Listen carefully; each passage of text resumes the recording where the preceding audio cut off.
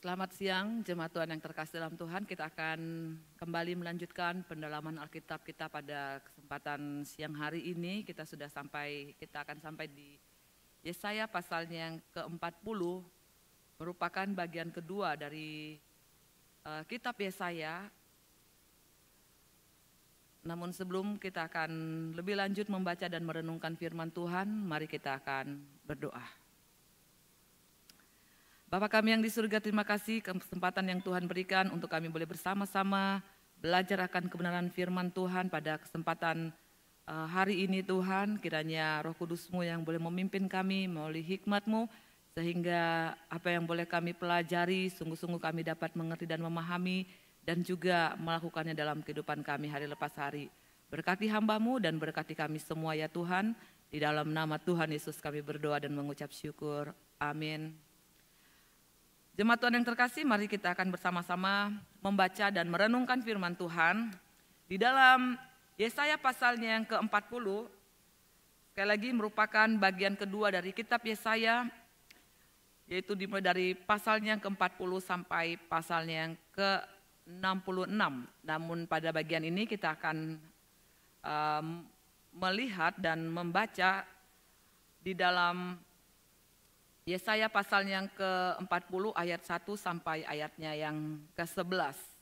Saya akan bacakan bagi kita semua, Bapak Ibu Saudara sekalian dapat mengikuti dalam Alkitabnya masing-masing. Berita kelepasan, hiburkanlah umatku, demikianlah firman Allahmu. Tenangkanlah hati Yerusalem dan serukanlah kepadanya bahwa perhambaannya sudah berakhir, bahwa kesalahannya telah diampuni, sebab ia telah menerima hukuman dari tangan Tuhan, 2 kali lipat karena segala dosanya. Ada suara yang berseru-seru, persiapkanlah di padang gurun jalan untuk Tuhan, luruskanlah di padang belantara jalan raya bagi Allah kita. Setiap lembah harus ditutup dan setiap gunung dan bukit diratakan. Tanah yang berbukit-bukit harus menjadi tanah yang rata dan tanah yang berlekuk-lekuk menjadi dataran. Maka kemuliaan Tuhan akan dinyatakan dan seluruh umat manusia akan melihat bersama-sama, sungguh Tuhan sendiri telah mengatakannya. Ada suara yang berkata, berserulah, jawabku, apa yang harus kuserukan? Seluruh umat manusia adalah seperti rumput dan semua semaraknya seperti bunga di padang. Rumput menjadi kering, bunga menjadi layu apabila Tuhan mengembusnya dengan nafasnya. Sesungguhnya lah bangsa itu menjadi rumput. Sungguhnya lah bangsa itu seperti rumput. Rumput menjadi kering, bunga menjadi layu, tetapi firman Allah kita tetap untuk selama-lamanya. Hai Sion pembawa kabar baik, naiklah ke atas gunung yang tinggi. Hai Yerusalem pembawa kabar baik, nyaringkanlah suaramu kuat-kuat, nyaringkanlah suaramu jangan takut. Katakanlah kepada kota-kota Yehuda, lihat itu Allahmu, lihat itu Tuhan Allah. Ia datang dengan kekuatan dan dengan tangannya yang berkuasa. Lihat, mereka yang menjadi upah jerih payahnya ada bersama-sama dia. Dan mereka yang diperolehnya berjalan di hadapannya. Seperti seorang gembala ia mengembalakan kawanan ternaknya dan menghimpunkannya dengan tangannya. Anak-anak domba di pangkunya, induk-induk domba dituntunnya dengan hati-hati. Demikian jauh pembacaan dan perenungan firman Tuhan. Pembacaan firman Tuhan pada kesempatan pagi hari ini, kita bisa melihat bagaimana Yesaya pada bagian yang kedua, yaitu dari pasal 40 sampai pasalnya yang ke-66, merupakan bagian kedua dari kitab Yesaya dan merupakan kumpulan nubuat tentang sebuah pemulihan yang Allah lakukan terhadap umatnya setelah mereka selesai menjalani masa pembuangan di Babel karena dosa-dosa mereka. Kita bisa melihat di bagian kedua Yesaya, kitab Yesaya ini, dari pasal 40 sampai pasalnya yang ke-66 itu dibagi di dalam 3 bagian. Kalau kita bisa melihat di dalam pasalnya yang ke-40 sampai pasalnya yang ke-48, itu berbicara tentang keselamatan untuk bangsa yang di dalam pembuangan. Dan ini merupakan sebuah kedaulatan dan janji Tuhan. Kemudian di dalam pasal 49 sampai pasal 55 ini berbicara tentang hamba Tuhan, ya, dan di dalam pasalnya yang ke-56 sampai pasalnya yang ke-66 merupakan penggenapan keselamatan dan syarat-syaratnya.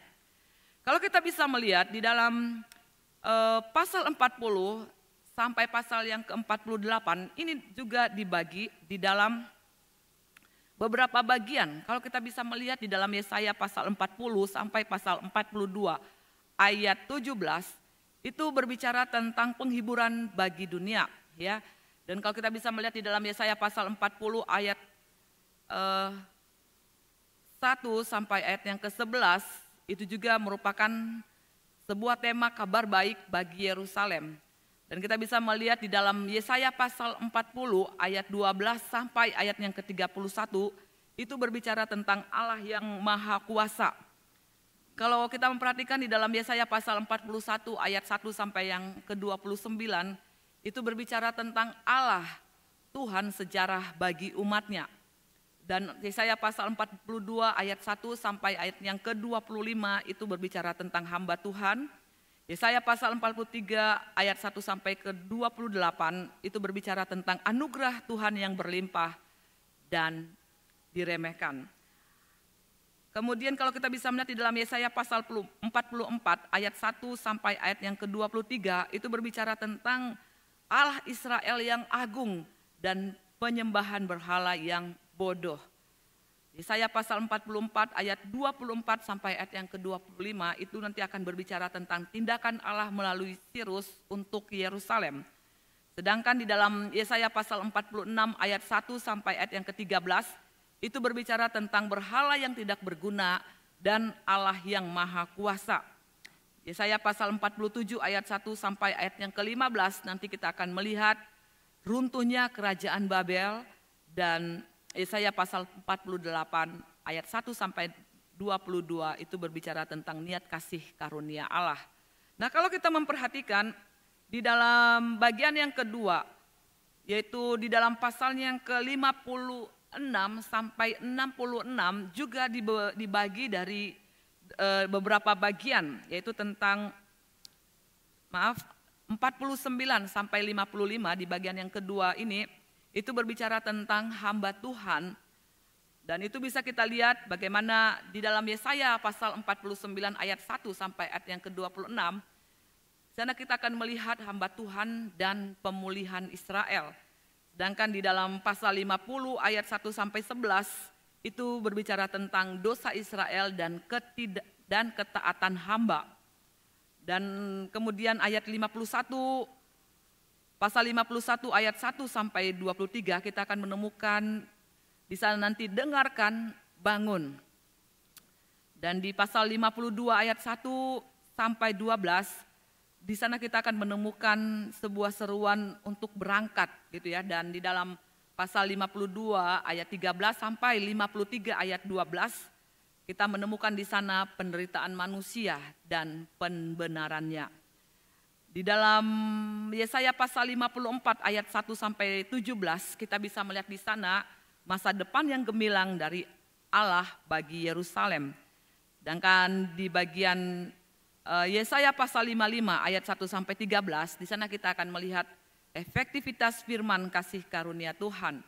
Nah, kalau kita bisa melihat Bapak Ibu sang terkasih dalam Tuhan di dalam bagian yang ketiga dari bagian kedua besar ya dari kitab Yesaya ini, yaitu di dalam pasalnya yang ke-56 sampai ayat yang ke-66 ini berbicara tentang penggenapan keselamatan. Nah, di sana kita bisa melihat bagaimana di dalam Yesaya pasal 56 ayat 1 itu kita lihat di sana bagaimana keselamatan diberikan kepada orang yang dianiaya. Kita bisa melihat juga pesan Tuhan untuk orang fasik itu terlihat di dalam pasal 56 ayat 9 dan pasal 57 ayatnya yang ke-21. Kemudian kita bisa melihat di dalam Yesaya pasalnya yang ke-58 itu berbicara tentang puasa yang benar. Pasal 59 berbicara tentang dosa, kesengsaraan dan keselamatan. Pasalnya yang ke-60 ini berbicara tentang kemuliaan masa depan Sion. Dan pasalnya yang ke-61 itu berbicara tentang tahun rahmat Allah. Pasalnya yang ke-62 itu berbicara tentang doa yang meyakinkan untuk masa depan Sion. dan pasalnya yang ke-63 ayat 1 sampai ayat yang ke-6 ini berbicara tentang hukuman Allah. Dan pasalnya yang ke-63 ayat 7 sampai 64 ayatnya yang ke-12 itu berbicara tentang mazmur pujian dan ratapan. Dan yang terakhir yaitu pasalnya yang ke-65 sampai pasalnya yang ke-66 itu berbicara tentang keputusan akhir yang besar. Maka saat ini kita akan memulai bagian yang pertama yaitu di dalam pasalnya yang ke-40. Nanti bagian yang pertama ini dalam pasal 40 sampai pasalnya yang ke-48. Seperti apa yang sudah saya katakan tadi, pada bagian ini kita akan membahas tentang dalam Yesaya pasalnya yang ke-40 ayat 1 sampai ayatnya yang ke-11. Jemaat Tuhan yang terkasih, kita bisa melihat bagaimana dalam Yesaya pasal yang ke-40 ini, Yesaya memulai bagian utama kedua dari kitab Yesaya dan berlanjut hingga akhir kitab ini ya. Bagian utama yang kedua ini dimulai dengan janji sang pembuka jalan tentunya bagi kedatangan Mesias yaitu Yohanes Pembaptis dalam Yesaya pasal 40 ayat 3 dan diakhiri dengan langit baru dan bumi yang baru di dalam Yesaya pasal 66 ayat yang ke-22. Nah, bagian utama pertama ini berfokus terutama jemaat Tuhan yaitu pada sejarah masa lalu Israel ya dan masa depan Israel serta sejarah bangsa-bangsa yang mereka hadapi di dalam kehidupan mereka. Dan ini diperlihatkan kepada setiap kita bahwa ini bukan berbicara tentang apa yang tindakan-tindakan apa yang dilakukan oleh Israel di dalam menghadapi berbagai macam hal yang dihadapinya, tetapi semua ini berbicara tentang pekerjaan Allah.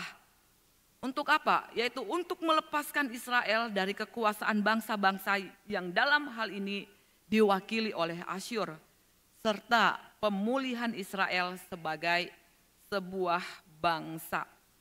Jadi segala sesuatunya ini berbicara tentang apa yang Tuhan kerjakan, bukan apa yang manusia rencanakan, bukan apa yang manusia usahakan, bukan apa yang manusia kemudian upayakan di dalam kehidupannya. Tetapi ini berbicara tentang karya Tuhan, berbicara tentang anugerah Tuhan, berbicara tentang pekerjaan Tuhan. Nah, bagian ini kalau kita melihat membahas tentang pekerjaan Allah di dalam juga hati manusia kalau kita bisa melihat ya. Untuk apa? Untuk berbalik kepadanya. Panggilan ataupun seruan untuk bertobat pun ini didasarkan pada kesetiaan Allah. Bagaimana Allah tetap setia meski kita didapati dalam keadaan tidak setia. Seperti halnya di dalam Yesaya, kalau kita misalnya melihat di dalam Yesaya pasal 7 ayat 39. Bagaimana Tuhan itu tetap setia meskipun kita itu tidak setia. Maka ketika kita pun memperoleh hati yang baru, boleh bertobat, itu didasarkan bukan pada kemauan diri kita semata. Ya, Alkitab mencatat bagaimana kecenderungan hati manusia itu bukan datang melekat kepada Tuhan. Kecenderungan hati manusia justru menjauh daripada Tuhan. Tetapi anugerah Tuhan sajalah yang memampukan kita untuk merespon akan anugerah Allah lewat pertobatan kita. Dan kita boleh melihat di sana bagaimana kesetiaan Allah, kasih setia Tuhan selalu ada dan nyata atas kehidupan setiap kita. Bagi orang yang percaya kepadanya, seperti bagian yang kemarin sudah kita bahas seperti Hizkia, ya selalu ada keselamatan. Hal yang sama juga berlaku untuk Israel kalau kita memperhatikan di dalam Yesaya pasal 42 ayat yang ke-24 sampai ayat yang ke-26. Ya, melayani Tuhan pun kalau kita bisa melihat di dalam bagian ini hanya mungkin bagi Israel, hanya mungkin bagi setiap kita orang-orang yang percaya kepadanya jika kita boleh sungguh-sungguh percaya pada anugerah Tuhan yang tidak selayaknya kita terima. Ya, meskipun kita didapati tidak taat, tetapi kita bisa melihat bagaimana Allah boleh menyatakan kepada kita anugerah keselamatan itu dengan cuma-cuma. Sehingga apa yang boleh kita lakukan, apa yang dapat kita kerjakan untuk melayani Tuhan, semua itu karena anugerah Tuhan. Bukan karena kekuatan kita, bukan karena kehebatan kita, bukan karena apa yang ada pada kita. Tetapi kita yakin ketika kita menyadari segala sesuatu apa yang dapat saya lakukan, apa yang dapat saya perbuat, itu semata-mata adalah karena anugerah Tuhan. Nah, kalau kita bisa melihat, Bapak Ibu yang terkasih dalam Tuhan, nanti kita akan melihat pada bagian pertama di dalam Yesaya pasal 40 sampai pasalnya yang ke-48, bagaimana Nabi Yesaya berbicara kepada umat. Karena apa? Di tengah-tengah umat itu ya melakukan apa yang dinamakan dengan penyembahan berhala. Dia menyatakan dua hal yang kontras. Di tengah-tengah keberadaan umat Tuhan yang menyimpang hatinya kepada Tuhan, yang mendua hati. Mereka tidak lagi sungguh-sungguh menaruh iman percaya mereka kepada Tuhan, tetapi mereka melakukan penyembahan-penyembahan berhala. Maka Yesaya dalam hal ini menyatakan dua hal yang kontras sebagai sebuah kebenaran yang harus dimengerti, yang harus dipahami oleh orang-orang Israel pada saat itu dan juga kepada setiap kita pembaca pada masa kini. Yakni yang pertama kita bisa melihat bagaimana Nabi Yesaya memberikan sebuah kontras, perbedaan antara Tuhan Allah Israel dengan berhala-berhala buatan tangan manusia. Ya, sebuah kontras sebuah perbedaan yang begitu terlihat adanya. Dia adalah Allah yang hidup, Allah yang berkuasa, Allah yang berdaulat. Ini dikontraskan dengan berhala-berhala, hasil buatan manusia. Dan kita bisa melihat bagaimana Nabi Yesaya ingin mengatakan, mengapa hatimu terpaut, mengapa hatimu begitu percaya, mengapa hatimu kemudian berbelok untuk menyembah kepada Allah buatan manusia itu.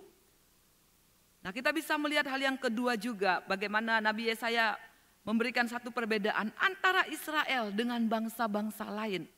Israel menjadi umat pilihan Allah. Israel menjadi bangsa pilihan Allah yang dikhususkan, yang dikuduskan Allah untuk satu rencana Allah yang besar.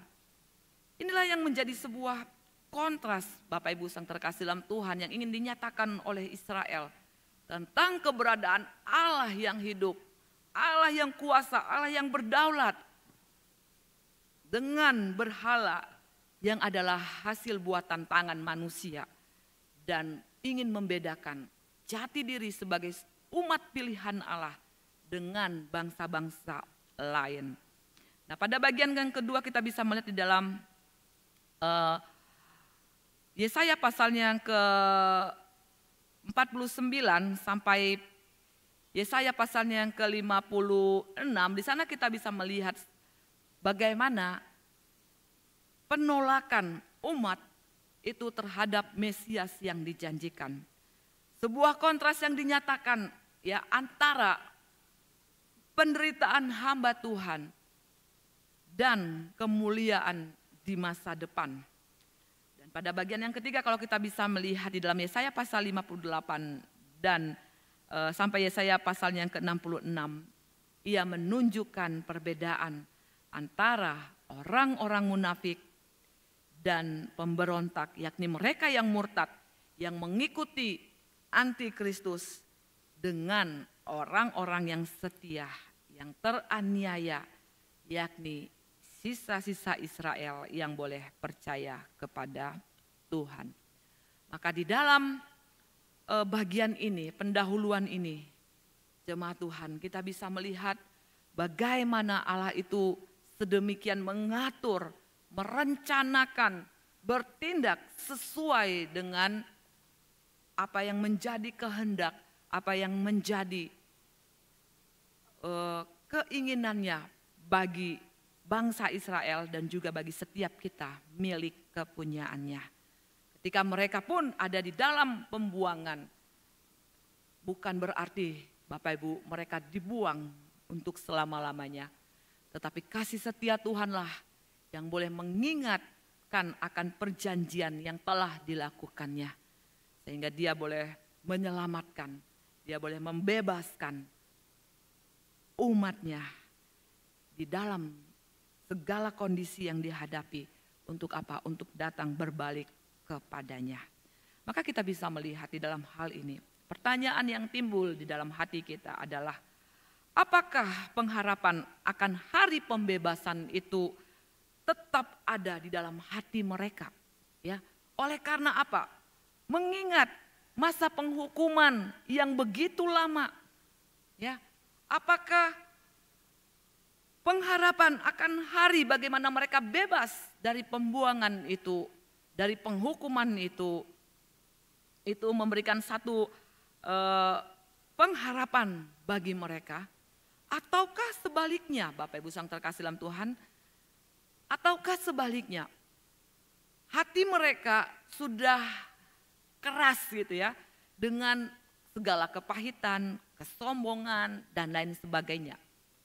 Itulah sebabnya kalau kita bisa melihat di dalam Yesaya pasalnya yang ke-40 berisi suatu seruan penghiburan akan pengampunan yang daripada Tuhan. Di dalam tadi kita sudah baca di dalam ayat yang pertama dan ayat yang kedua, sekaligus juga merupakan sebuah seruan kepada umat Tuhan supaya apa? Supaya mereka menyiapkan hati mereka untuk menyambut hari pembebasan yang akan segera tiba di dalam ayat yang ketiga. Oleh karena itu mereka perlu menyingkirkan penghalang di hatinya sehingga mereka dapat melihat sesungguhnya keselamatan yang datang daripada Tuhan itu dinyatakan kepada mereka. Mari kita melihat Bapak Ibu sang terkasih dalam Tuhan di dalam bagian yang pertama ya, Yesaya pasal 40 ayat 1 sampai ayat yang ke-11. Kita bisa melihat bagian yang pertama merupakan suara penghiburan.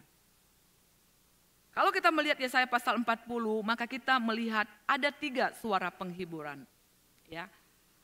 Suara yang boleh memberikan pengharapan di tengah-tengah kesesakan yang mereka hadapi. Suara ataupun seruan yang diperdengarkan kepada mereka di tengah-tengah berbagai macam gejolak yang mereka hadapi. Maka kebenaran, sebuah berita anugerah yang diperdengarkan baik kepada mereka maupun kepada setiap kita yang sebagai pembaca pada masa kini. Yaitu bagaimana walaupun Tuhan itu murka terhadap umatnya, tetapi Tuhan juga adalah Tuhan yang selalu penuh dengan kasih sayang. Dia boleh menghukum sebagai sebuah didikan terhadap umatnya. Tetapi dia juga menyembuhkan, dia memulihkan, dia mengangkat, dia boleh memeluk dengan penuh kasih sayang. Maka ada 3 suara penghiburan yang boleh kita perhatikan pada kesempatan saat ini. Yang pertama, ya, hal yang sangat terkenal karena berbicara tentang ya pembuka jalan bagi Tuhan. Di dalam ayat yang pertama di sana dikatakan, hiburkanlah, hiburkanlah umatku, demikianlah firman Tuhan Allahmu. Penghiburan di dalam Yesaya pasal 40 ayat 1, Bapak Ibu sang terkasih, kita harus mengingat bahwa ini tidak didasarkan pada perbuatan baik manusia. Juga bukan karena pengasingannya yang cukup lama dan penghukuman yang sudah cukup dilaksanakan. Tidak demikian. Dasar dari penghiburan yang Allah nyatakan bukan pada perbuatan baik yang kemudian manusia coba lakukan. Dan bukan juga oleh karena lamanya penderitaan yang sudah mereka jalani.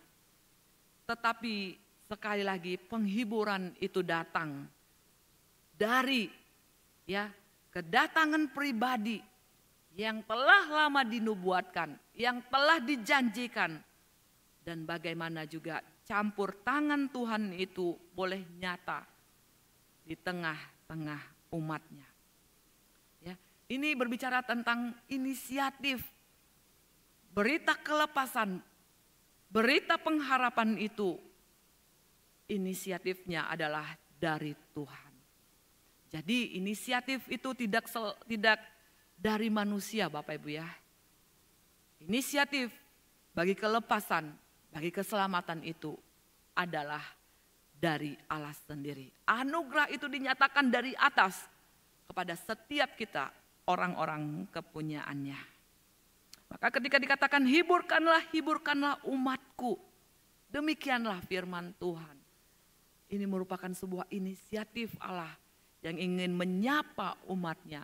Yang ingin berseru kepada umatnya bahwa ada harapan di dalam Tuhan. Ayat yang kedua, kalau kita bisa melihat di sana dikatakan, tenangkanlah hati Yerusalem dan serukanlah kepadanya bahwa perhambaannya sudah berakhir, bahwa kesalahannya telah diampuni, sebab ia telah menerima hukuman dari tangan Tuhan 2 kali lipat karena segala dosanya. Dan dalam ayat yang ketiga dan ayat yang keempat di sana dikatakan, ada suara yang berseru-seru, persiapkanlah di padang gurun jalan untuk Tuhan, luruskanlah di padang belantara jalan raya bagi Allah kita. Setiap lembah harus ditutup dan setiap gunung dan bukit diratakan. Tanah yang berbukit-bukit harus menjadi tanah yang rata dan tanah yang berlekuk-lekuk menjadi dataran. Maka kemuliaan Tuhan akan dinyatakan dan seluruh umat manusia akan melihatnya bersama-sama. Sungguh Tuhan sendiri telah mengatakannya. Sebuah berita anugerah yang Allah nyatakan kepada setiap kita. Tidak hanya Bapak Ibu perhambaan ya secara fisik yang dibebaskan. Tapi kalau kita bisa melihat lebih dalam arti dari apa yang dinyatakan oleh Yesaya, ini memberikan satu sukacita yang melimpah dalam kehidupan kita. Yakni perhambaan dosa itu telah dikalahkan. Perhambaan dosa yang telah begitu ya memperhamba manusia sedemikian rupa itu sudah ditaklukkan. Yang nantinya kita bisa melihat di dalam karya keselamatan yang dinyatakan di dalam Yesus Kristus Tuhan kita. Bagaimana Allah melalui Yesus Kristus mengampuni kita dari segala dosa-dosa kita. Dan sebab ia telah menerima hukuman dari tangan Tuhan 2 kali lipat karena segala dosa-dosanya. Puji syukur kepada Tuhan. Ya Bapak Ibu yang terkasih dalam Tuhan, berita anugerah yang diperdengarkan kepada kita juga boleh membuat hati kita sadar bahwa kita hidup karena anugerah Tuhan semata. Kita boleh ada itu karena kasih karunia Tuhan semata. Ya, di dalam Dia kita telah dilepaskan dari penghukuman dosa, dari hukuman akibat dosa-dosa kita. Ganjaran yang seharusnya ditimpakan kepada kita itu diterima oleh Kristus. Oleh karena apa? Oleh karena kasih-Nya di dalam kehidupan setiap kita. Maka kita bisa melihat ya di dalam bagian ayat yang ketiga sampai ayat yang keempat. Ini pun adalah hal yang dikutip ya di dalam Injil. Kalau kita misalnya melihat di dalam Matius pasal 3 ayat 1 sampai 3, Markus pasal 1 ayat 1 sampai 4, Lukas pasal 1 ayat 76 sampai 78, Yohanes 1 ayat yang ke-23. Ketika hal ini adalah berbicara tentang kedatangan Yohanes Pembaptis yang telah direncanakan oleh Allah. Untuk apa? Ya dengan jelas dikatakan untuk mempersiapkan jalan bagi kedatangan Tuhan Yesus. Jadi ini telah dinubuatkan, Bapak Ibu ya. Ini telah dinubuatkan. Ini telah diberitakan jauh-jauh hari sebelumnya. Bagian ini menjadi penggenapan rencana Tuhan untuk apa? Untuk membawa jiwa-jiwa itu ke dalam pertobatan. Memberi diri mereka dibaptis oleh Yohanes sebagai tanda pertobatan mereka. Kita bisa melihat bagaimana kehadiran Yohanes Pembaptis ini kemudian sebagai kehadiran yang mempersiapkan jalan bagi kedatangan Tuhan. Dia seperti seorang utusan yang datang pada satu tempat untuk memberitahukan perihal raja yang akan datang. Sehingga ketika raja itu datang, urusannya tidak lagi kepada si pembawa, si utusan itu. Tetapi urusannya sekarang yang menjadi fokus adalah kepada raja yang akan datang itu. Yohanes mengetahui akan siapa dirinya sebagai utusan Allah yang mempersiapkan jalan bagi kedatangan Yesus Kristus.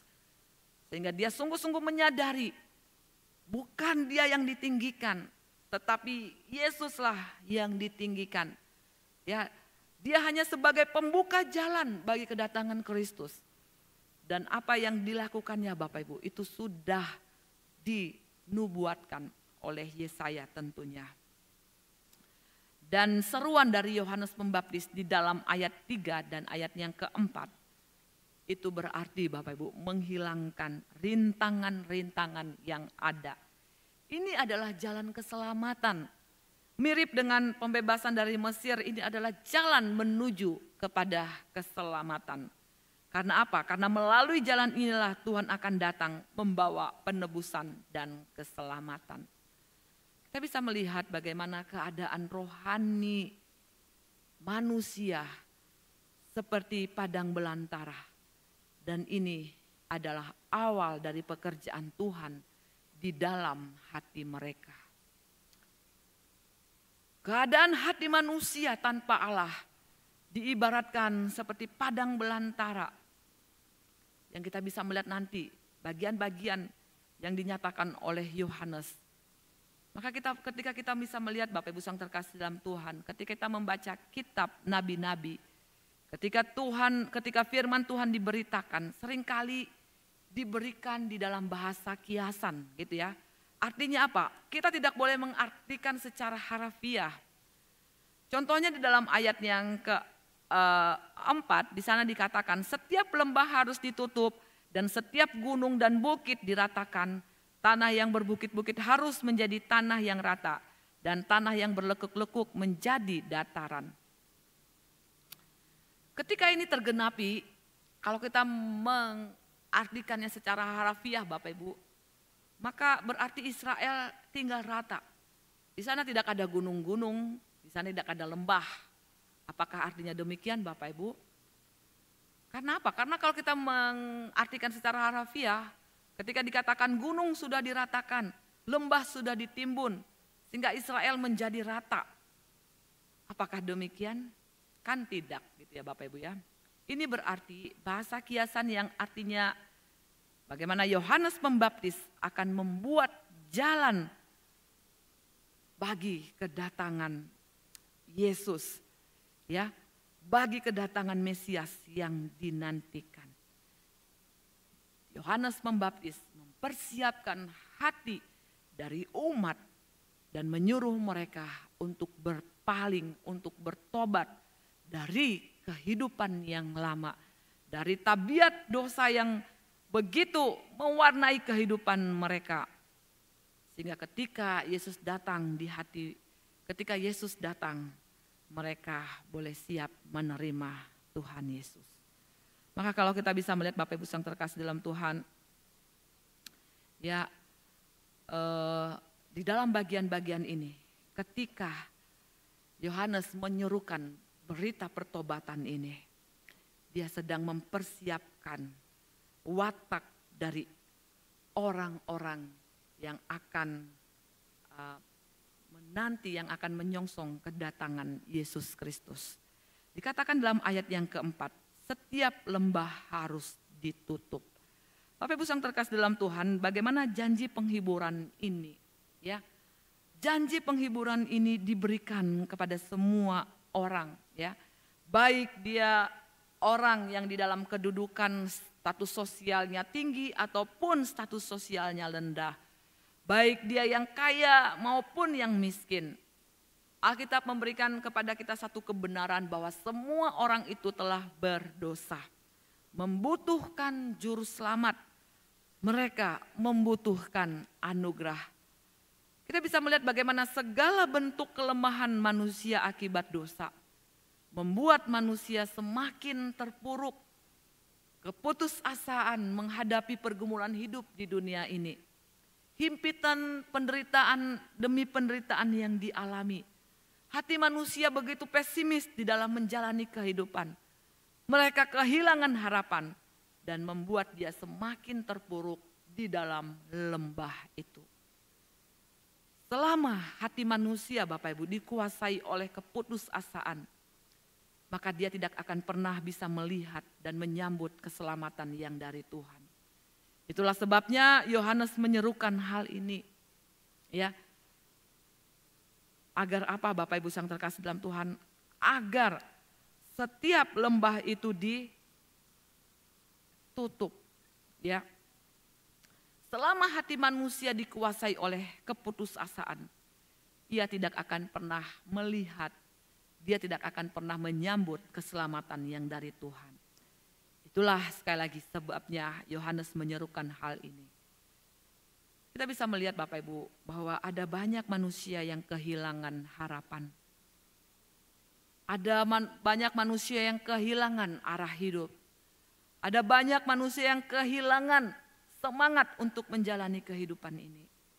Namun biarlah seruan ini menjadi penghiburan dan kekuatan kepada kita. Untuk apa? Untuk dapat membuka hati kita, dilawat, dijamah oleh Allah. Sehingga kita boleh memiliki harapan untuk melihat dan menerima keselamatan itu. Dikatakan lagi Bapak Ibu di dalam ayat yang keempat. Ya, di sana dikatakan di dalam ayat yang keempat. Setiap lembah harus ditutup dan setiap gunung dan bukit diratakan. Setiap gunung dan bukit diratakan.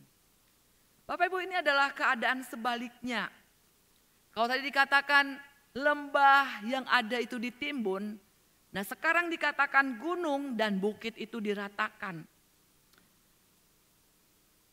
Kejadian ini bisa saja terjadi Bapak Ibu. Hati bukan lagi digambarkan seperti lembah, tetapi keadaan hati manusia itu digambarkan seperti gunung dan bukit.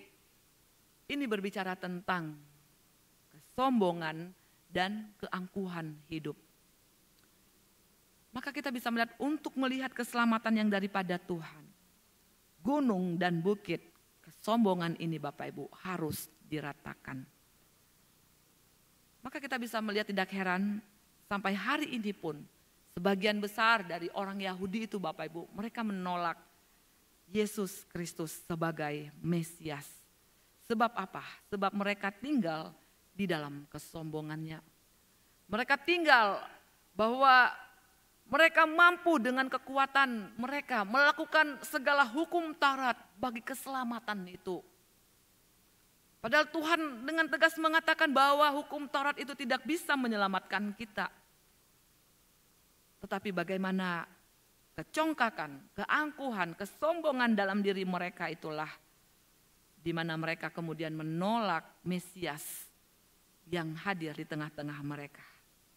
Mereka malah mengharapkan Mesias yang lahir di istana sebagai pemimpin politik yang akan membebaskan mereka dari penjajahan Romawi pada saat itu.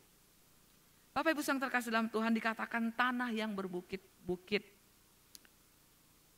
Gunung dan bukit itu harus menjadi rata. Ya.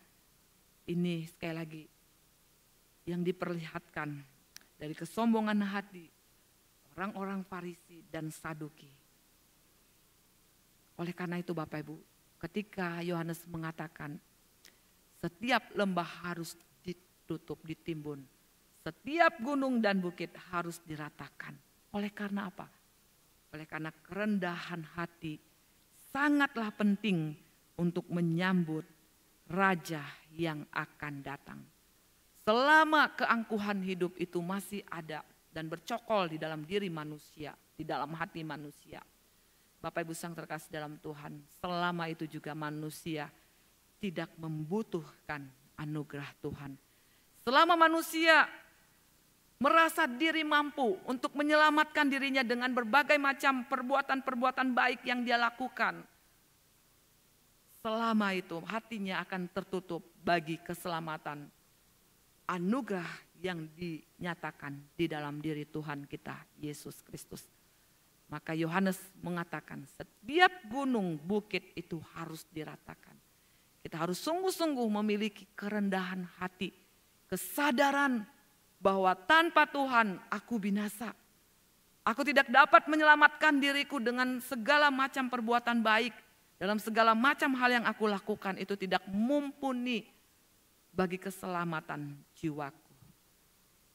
Maka kita bisa melihat Bapak Ibu Sang terkasih dalam Tuhan, hal yang ketiga yang boleh kita perhatikan ketika di dalam ayat yang keempat, setiap lembah harus ditutup, setiap gunung dan bukit diratakan, dan tanah yang berbukit-bukit harus menjadi tanah yang rata, dan tanah yang berlekuk-lekuk menjadi dataran. Ini berbicara tentang simbol orang yang tidak konsisten, orang yang tidak setia, orang yang gampang terombang-ambing oleh situasi dan kondisi. Mereka yang tidak tulus di dalam mengikuti Tuhan. Kita bisa melihat di dalam hal ini contohnya adalah para imam. Mereka yang dapat dengan tepat memberikan informasi kepada Raja Herodes tentang di mana Mesias dilahirkan menurut nubuatan Alkitab. Mereka mengetahui dengan persis, namun sayangnya Bapak Ibu, mereka tidak mau menyembah kepada Yesus. Oleh karena apa?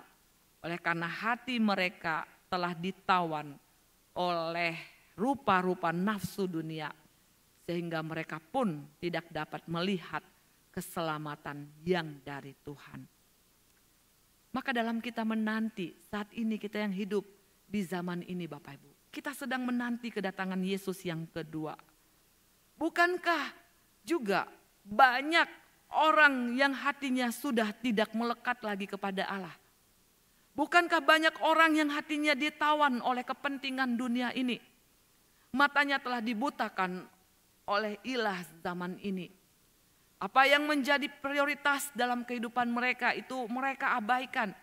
Justru mereka menempatkan hal-hal yang bukan prioritas itu menjadi hal yang prioritas dalam kehidupan mereka. Mereka ditawan oleh berbagai macam rupa-rupa nafsu dunia ini. Mengisi hati dan kehidupan mereka. Sehingga seharusnya hal yang menjadi utama perihal tentang hal-hal yang bernilai kekal itu mereka abaikan. Tapi Ibu Sang terkasih dalam Tuhan, bukankah kalau kita memperhatikan banyak orang yang hatinya penuh kebimbangan. Maka Yesaya dalam hal ini dia berseru, dia mengatakan ingatlah bahwa hidup manusia itu terbatas. Hanya seperti bunga rumput.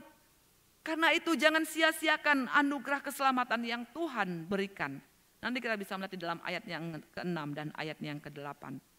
Maka Bapak Ibu yang terkasih dalam Tuhan, setiap kita yang telah menerima anugerah Tuhan, maka biarlah kita boleh memberitakan berita sukacita, kabar keselamatan yang datang dari Tuhan kepada dunia ini. Maka dalam ayat yang ke-5 dikatakan, kemuliaan Tuhan akan dinyatakan dan seluruh manusia akan melihatnya bersama-sama. Sungguh Tuhan sendiri telah mengatakannya. Ya, keselamatan itu tidak hanya diperuntukkan kepada orang-orang Yahudi saja Bapak Ibu. Tetapi keselamatan itu, berita keselamatan itu sampai ke ujung-ujung bumi. Ya, sampai kepada setiap kita. Manusia yang hidup di zaman ini yang boleh berespon akan kasih karunia Tuhan. Melalui iman percaya kita kepada Kristus. Janji ini Bapak Ibu Sang terkasih dalam Tuhan sudah digenapi. Setiap kita boleh melihat kemuliaan Tuhan ya tanpa terkecuali di dalam diri Tuhan kita Yesus Kristus. Maka Bapak Ibu Sang terkasih dalam Tuhan, kita bisa melihat bagian selanjutnya bagaimana dia setelah menggambarkan keadaan manusia di dalam ayatnya yang ketiga sampai ayat yang kelima, maka kita melihat ayatnya yang ke-6 dan ayat yang ke-8. Ini merupakan penghiburan yang kedua. Bagaimana Nabi Yesaya boleh memberikan sebuah kontras tentang sesuatu hal yang binasa, sesuatu hal yang mudah hilang, hal yang mudah musnah, itu dikontraskan dengan firman Tuhan yang kekal untuk selama-lamanya. Sifat daging, Bapak Ibu ya, itu mudah rusak. Tetapi firman Tuhan adalah sesuatu yang tidak dapat binasa. Ayat yang ke-6 mengatakan, ada suara yang berkata, berserulah jawabku, apakah yang harus kuserukan? Seluruh umat manusia adalah seperti rumput, dan semua semaraknya seperti bunga di padang.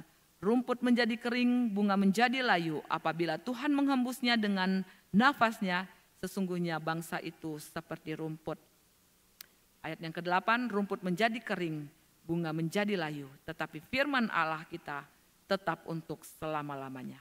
Ini adalah penghiburan yang kedua. Apa yang Tuhan janjikan, itu akan bertahan untuk selama-lamanya. Apa yang Allah firmankan, dialah adanya. Ya, karena firman itu berbicara tentang keberadaan Allah. Dan karena Allah sendiri kekal, demikian pula firman-Nya juga kekal. Ya Bapak Ibu, maka ketika kita mengatakan aku cinta Tuhan, itu tidak bisa dilepaskan dari kita juga mencintai firman Tuhan di dalam kehidupan setiap kita. Kita kemudian tidak bisa memilah antara kita mengasihi Tuhan dan kemudian kita tidak menaati firman-Nya. Itu menjadi sebuah hal yang tidak mungkin ya. Ketika kita mengatakan kita mengasihi Tuhan, dalam waktu yang bersamaan kita juga mengasihi firman-Nya. Karena firman itu berbicara tentang keberadaan Allah. Maka Bapak Ibu sang terkasih dalam Tuhan, kita bisa melihat di dalam hal ini, maka dikatakan bahwa segala kemuliaan yang dibanggakan oleh manusia di dunia ini akan musnah. Sedangkan apa yang difirmankan Allah itu kekal untuk selama-lamanya. Segala yang difirmankan Allah itu pasti akan digenapi. Dikatakan di sana, seluruh umat manusia seperti rumput dan semua semaraknya seperti bunga di padang. Rumput menjadi kering, bunga menjadi layu apabila Tuhan menghembusnya dengan nafasnya. Sesungguhnya bangsa itu seperti rumput. Bapak Ibu sang terkasih dalam Tuhan, ini adalah gambaran terkenal ya dari Israel. Satu gambaran yang mereka lihat, perhatikan tentang dampak angin panas dari padang gurun yang disebut sebagai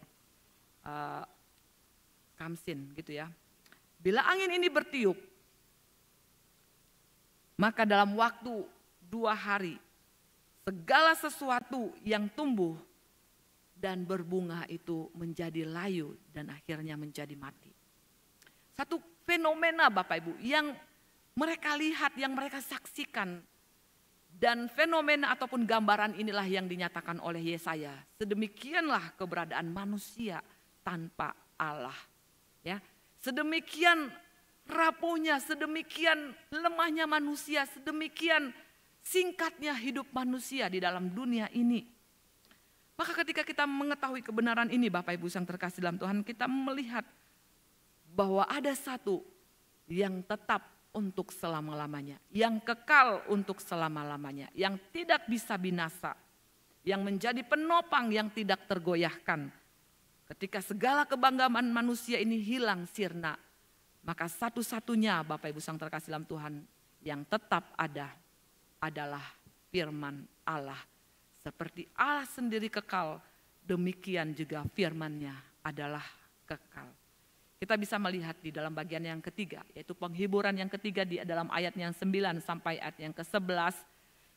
Ini berbicara tentang janji kedatangan Tuhan. Dikatakan lihatlah itu Allahmu. Saya akan bacakan ayat 9, 10 dan 11. Di sana dikatakan, hai Sion pembawa kabar baik, naiklah ke atas gunung yang tinggi. Hai Yerusalem pembawa kabar baik, nyaringkanlah suaramu kuat-kuat. Nyaringkanlah suaramu jangan takut. Katakanlah kepada kota-kota Yehuda, lihat itu Allahmu. Ayat yang ke-10, lihat itu Tuhan Allah, ia datang dengan kekuatan dan dengan tangannya ia berkuasa. Lihat mereka yang menjadi upah jerih payahnya ada bersama-sama dia, dan mereka yang diperolehnya berjalan di hadapannya. Seperti seorang gembala ia mengembalakan kawanan ternak dan menghimpunkannya. Anak-anak domba di pangkunya, induk-induk domba dituntunnya dengan hati-hati. Kita memperhatikan di sini Bapak Ibu, bagaimana setelah segala sesuatunya berubah menjadi lebih baik bagi Sion, yaitu Yerusalem. Kini dikatakan Sion dipanggil untuk mendaki gunung yang tinggi. Kita bisa melihat bagaimana pemberitaan Injil itu datang dari Yerusalem. Dalam Kisah Para Rasul pasal 1 ayat yang ke-8. Ya, ini tentang pesan baik bahwa Allah sendiri telah datang untuk menebus Israel. Yerusalem dalam perjanjian lama Bapak Ibu merupakan titik awal pernyataan kemuliaan Allah. Namun oleh karena keberdosaan manusia dan penolakan terhadap Allah, bagaimana kemuliaan itu lenyap dari Yerusalem. Namun sekarang dikatakan Tuhan telah datang kembali di dalam diri Tuhan kita Yesus Kristus. Maka sekarang dikatakan Bapak Ibu, mereka tidak perlu takut mewartakan pesan sukacita ke seluruh Yehuda. Dikatakan lihat itu Allahmu. Mereka boleh menjadi saksi yang boleh menyatakan Kristus yang menyelamatkan.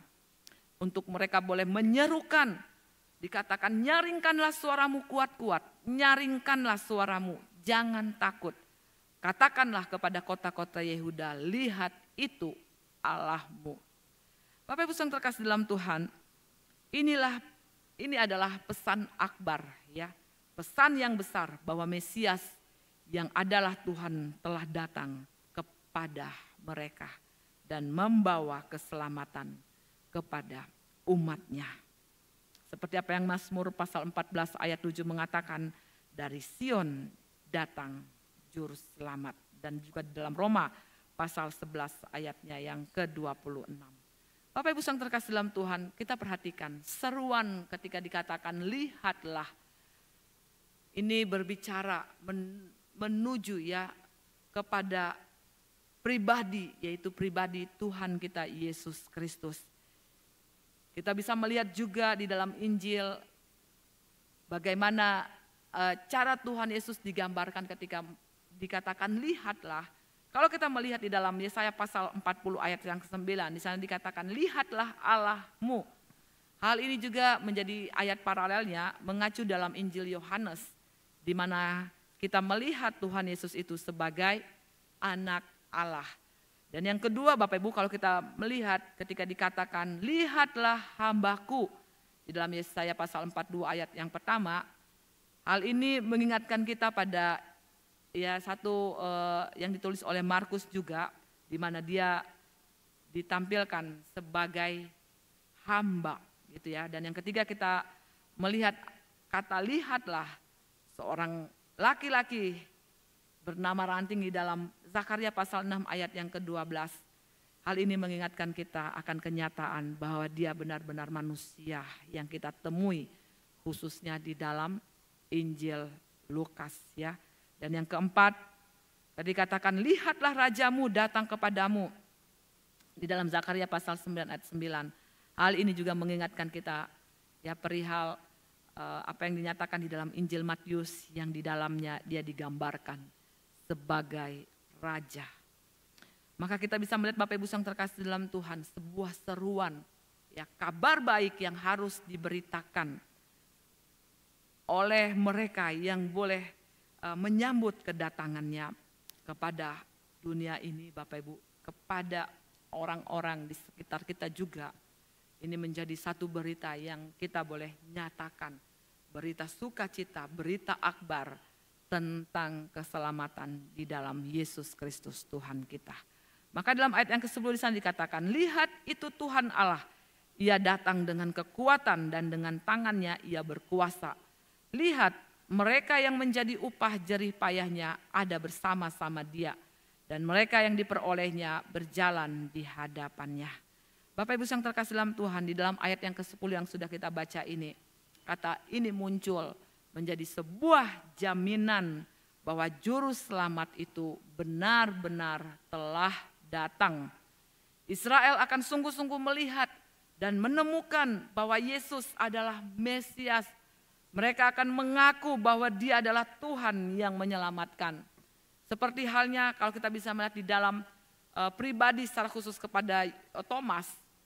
Ketika Thomas mengakui, iya Tuhanku, iya Allahku.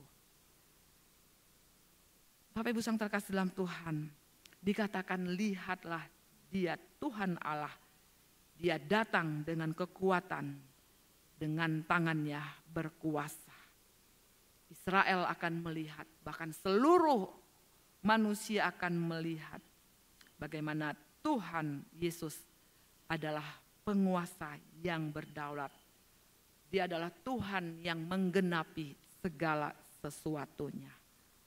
Ya, Bapak Ibu yang terkasih dalam Tuhan, mereka akan melihat, lihat mereka yang menjadi upah jerih payahnya ada bersama-sama dengan Dia. Dan mereka yang diperolehnya berjalan di hadapannya.